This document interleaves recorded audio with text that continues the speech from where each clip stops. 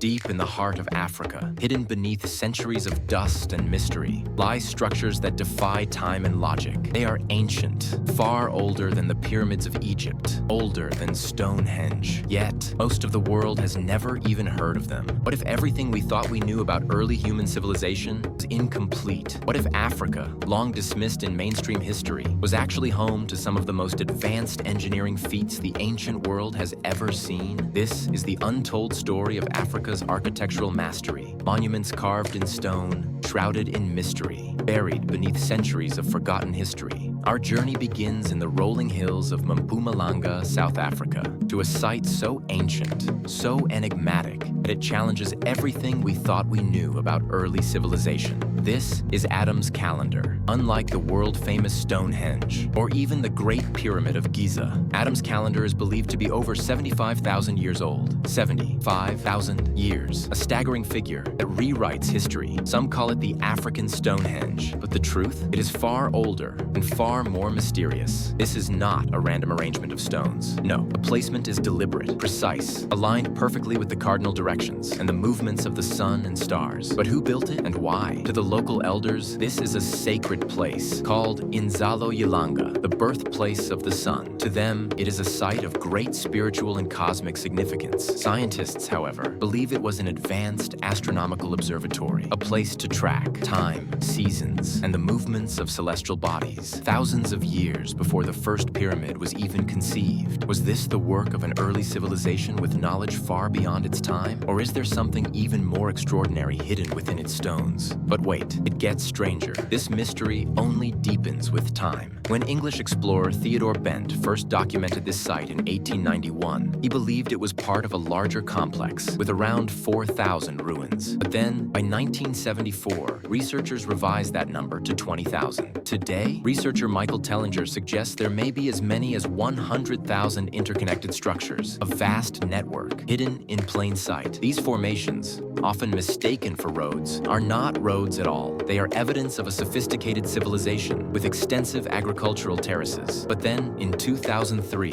a pilot made a shocking discovery. During a routine rescue mission for a downed pilot, Johan Heine, a South African pilot, spotted something unbelievable. Massive stone formations, perfectly aligned with the cardinal points and seasonal cycles. A level of astronomical precision that was impossible to ignore.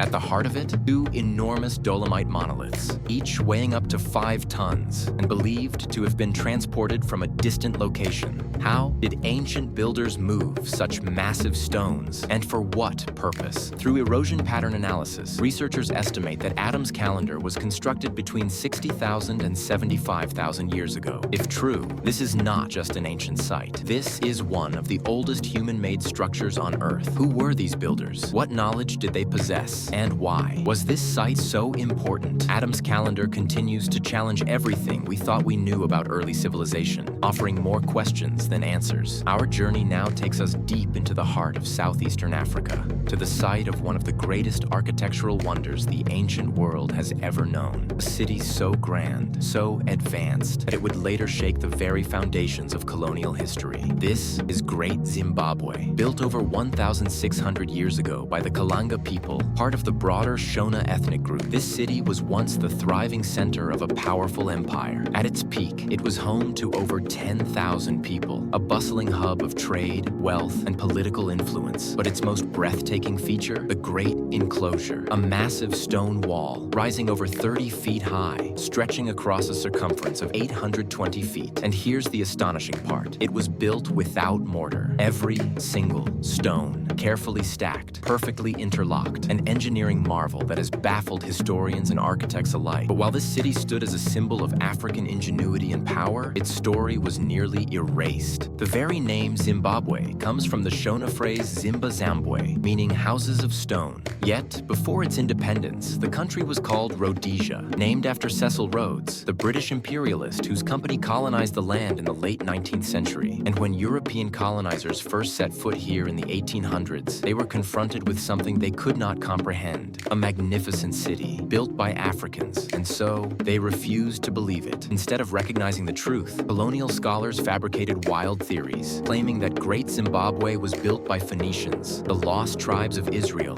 even biblical figures like King Solomon and the Queen of Sheba. Why? Because the very idea of an advanced African civilization did not fit the colonial narrative. But the stones of Great Zimbabwe do not lie. They stand as undeniable proof of an African empire that thrived long before European colonization. A legacy of strength, of innovation, of resilience. A legacy written in stone. But the lies did not stop there. One of the most infamous distortions came from German explorer Karl Mauch in 1871. As he gazed upon the grand ruins of Great Zimbabwe, he refused to accept that indigenous Africans could have built such a city. Instead, he clung to an outlandish theory that the site was the work of ancient Mediterranean civilizations, such as the Phoenicians or the lost tribes of Israel. And he was not the first. Centuries earlier, Portuguese missionary João de Santos, 1609, fueled similar myths, claiming that the ruins were linked to King Solomon and the Queen of Sheba. These weren't just innocent misunderstandings. They were deliberate distortions designed to erase African achievements and justify European colonial expansion. Then came Cecil Rhodes. In 1890, his British South Africa Company seized control of Mashonaland, modern-day Zimbabwe, determined to strip the land of its riches and its true history. To rewrite the past, Rhodes enlisted Theodore Bent, an archaeologist backed by the Royal Geographical Society. But Bent wasn't interested in facts. His expeditions twisted the narrative further, falsely concluding that Great Zimbabwe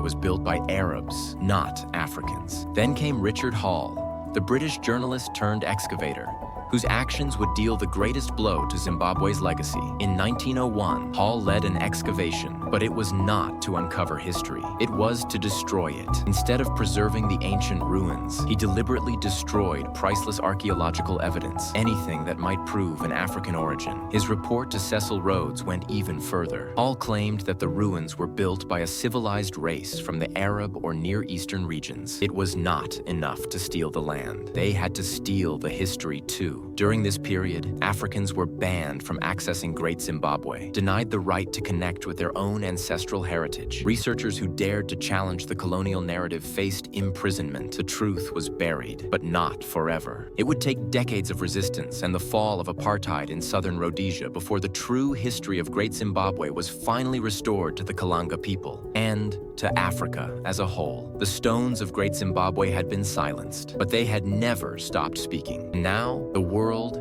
is finally listening. Great Zimbabwe was not just an architectural wonder. It was an economic powerhouse. For centuries, its markets bustled with traders exchanging gold, ivory, and precious stones. And these riches, they didn't just circulate within Africa. They flowed across vast trade networks, reaching as far as Persia, India, and China. The Kalanga people understood the power of their land. They tapped into its vast mineral wealth, fueling an economy that thrived on gold, iron, copper, and tin production. Today, archaeologists have uncovered nearly 4,000 ancient mining sites, evidence of an industry that once made Great Zimbabwe one of the most prosperous cities in the world. And the most astonishing discoveries, artifacts from lands thousands of miles away, Chinese porcelain, Indian glass beads, Arabian coins. These treasures, found among the ruins, prove that Great Zimbabwe was far from isolated. It was not some forgotten kingdom in the heart of Africa. It was a global trade hub, a city deeply connected to the ancient world. But despite this overwhelming evidence, colonial powers continued to bury the truth. Until, in 1905, a breakthrough. British archaeologist David Randall McIver did what many before him refused to do. He told the truth. After extensive research, he challenged the racist myths about Great Zimbabwe's origins and declared it to be unquestionably African in every detail. It was a bold statement, one that colonial powers refused to accept. It wasn't until the mid-20th century, decades later, that scholars were finally forced to recognize what had always been undeniable. Great Zimbabwe was built by Africans, for Africans. The world had tried to bury the truth, but history, like the towering walls of Great Zimbabwe, could not be erased. In 1980, after years of struggle against colonial rule, Robert Mugabe, a key figure in Zimbabwe's independence movement, led the nation in reclaiming its identity. The country once named Rhodesia, after British imperial imperialist Cecil Rhodes, was renamed Zimbabwe, a powerful tribute to the great stone city that had stood as a symbol of African strength for centuries. Today, Great Zimbabwe stands proudly as a UNESCO World Heritage Site since 1986, a testament to the ingenuity of the Shona ancestors. And yet, how many more stories remain untold? How many forgotten cities lie buried beneath the African soil? Africa's architectural marvels are not just relics of history. They are proof of a legacy, a history